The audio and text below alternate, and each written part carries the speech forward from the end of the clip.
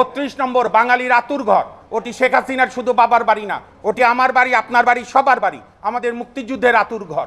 সেই ঘরে তারা আপনার বুলডোজার দিয়ে আঘাত করেছে। 7 দিনের মধ্যে যদি সরকার কোনো দৃশ্যমান পদক্ষেপ না নেয় তাহলে আমাদের বাধ্য হব আমরা মহামান্য হাইকোর্ট ডিভিশনে রিট পিটিশন দায়ের করার জন্য। আইনের শাসনের প্রথম কথা ইনকোয়ারি। ডক্টর মোহাম্মদ ইউনূসের যে দীর্ঘ অপরাধের তালিকা, একটা হচ্ছে হার্ম ট্র্যাজেডি, ভ্যাকসিন না এনে, number 2 highest corruption. Even doctor ইউনূসের বন্ধু ডক্টর ইফতেখারুজ্জামান বলেছে ইউনূসের আমলে 45% বেশি টাকা পাচার হয়েছে সুইস ব্যাংকে। তৃতীয়ত হচ্ছে আমাদের সর্বোচ্চ আইন সংবিধান, সেই সংবিধানের আর্টিকেল 24-23-তে আছে জাতীয় সাংস্কৃতিক ঐতিহ্য রাষ্ট্র রক্ষা করবে, ঐতিহাসিক স্মৃতিস্তম্ভ জাতির হৃদস্পন্দন স্মৃতিস্তম্ভ রক্ষা করবে। ইউনূসের আমলে আমরা দেখেছি মুক্তিযুদ্ধের সমস্ত স্তম্ভকে মবের মাধ্যমে সে ভাঙিয়ে দিয়েছে। 32 নম্বর বাঙালির আতুর ঘর, ওটি শেখ হাসিনার শুধু বাবার বাড়ি না, ওটি আমার বাড়ি, আপনার বাড়ি, সবার বাড়ি, আমাদের মুক্তিযুদ্ধের আতুর ঘর। সেই ঘরে তারা আপনার বুলডোজার দিয়ে আঘাত করেছে, আর্টিকেল 24-এর ভায়োলেশন। এবং ইউনূস সাহেবের বিরুদ্ধে অভিযোগের অন্ত নাই।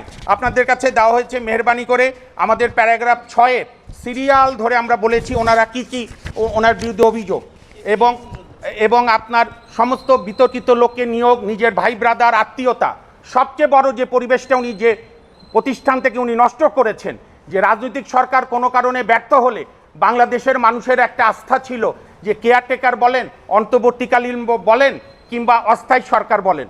90-এর গণভ্যুত্থানের পর আমরা শাহাবুদ্দিন সাহেবকে দেখেছি সাফল্যের সঙ্গে সরকার পরিচালনা করেছে। পরবর্তীকালে 96 সালে দেখেছি জাস্টিস হাবিবুর রহমান শেলী সাহেব সরকার পরিচালনা করেছে। এইভাবে 2001 ইভেন 2008-এ কিন্তু ডক্টর মোহাম্মদ ইউনূস অন্য অনেক কিছু নষ্টের পাশাপাশি অ্যাডিনটেরিম বা তত্ত্বাবধায়ক বা অস্থায়ী সরকারের কনসেপ্ট নষ্ট করেছে। আমি শেষ করতে চাই শেষ ব্রিফিং দিয়ে, বাংলাদেশের যত সরকার প্রধান হয়েছে, জাতির জনক বঙ্গবন্ধু শেখ মুজিবুর রহমান, খন্দকার মোস্তাক আহমেদ, শহীদ রাষ্ট্রপতি জিয়াউর রহমান, পল্লীবন্ধু হোসেন মোহাম্মদ এরশাদ, দেশনেত্রী বেগম খালেদা জিয়া, বঙ্গবন্ধু কন্যা শেখ হাসিনা, সবার চিফ এক্সিকিউটিভরা যে ন্যূনতম ছোটোখাটো সুবিধা নিয়েছে সেইটা মাটির এইখানে পড়ে থাকবে। আর ইউনূস সাহেবের অবৈধ সুবিধায় আকাশ ছুঁয়ে যাবে, সেই কবিতার মতো নাদের আলীর ছাদ চূর্ণ করে আকাশে উড়ে যাবে।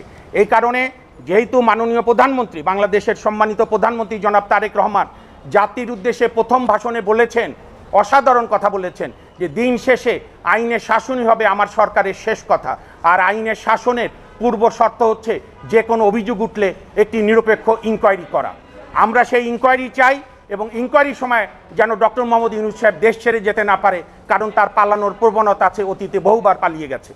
আমরা আপনাদের মাধ্যমে জাতির কাছে জানাতে চাই, এই 7 দিনের মধ্যে ওনার ওপর রেস্ট্রিকশন ইম্পোজ না করলে আমাদের কাছে ইনস্ট্রাকশন, আমাদের সিনিয়র অ্যাডভোকেট মোহাম্মদ মহসিন রশিদ এবং ব্যারিস্টার এম আশরাফুল ইসলাম এই ড্রাফটটা চমৎকার করেছে। আমরা অলরেডি রেস্টিউই জিপি করে দিয়েছি, কুরিয়ারও চলে গেছে।